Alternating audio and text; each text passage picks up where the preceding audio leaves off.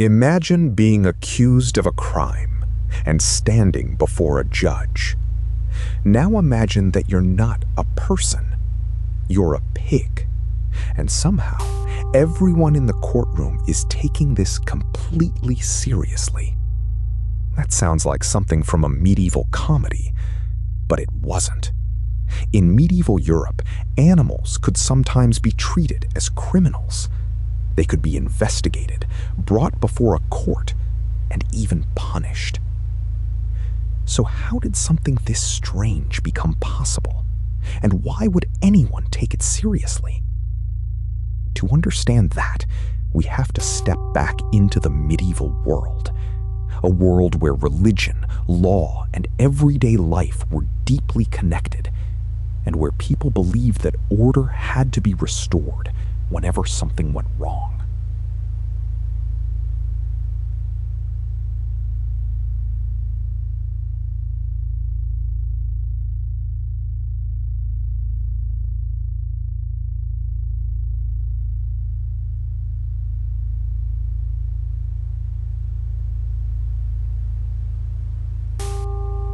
Imagine a village where an animal suddenly causes serious damage.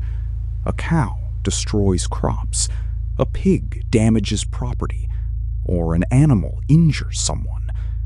To us, the answer seems obvious: blame the owner. But medieval society did not always think about responsibility the same way we do. Sometimes, the animal itself became part of the legal problem.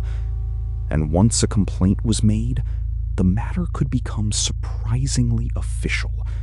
Villagers gathered, officials arrived, and suddenly, an animal was at the center of a public case. A town official could record the complaint and summon people to give evidence. And this is where the story gets even stranger. Because people actually showed up. They gathered in a courtroom and waited for the case to be heard.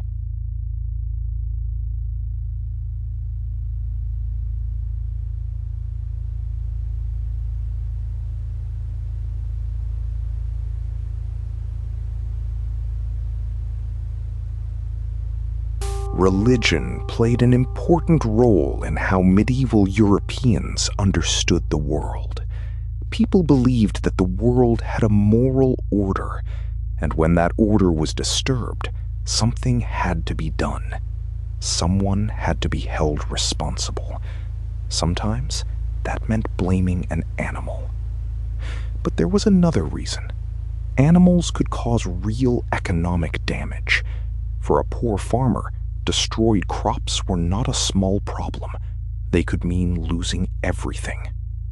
So when an animal caused serious damage, people wanted justice, even if the accused could not understand a single word. Witnesses could tell their stories, officials could listen, and a judge could consider the case. Think about that for a moment. A medieval judge seriously listening to evidence about an animal.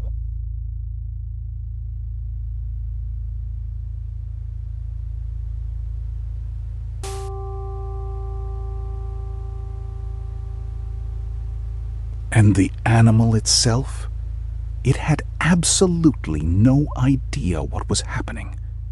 And pigs were not the only animals involved.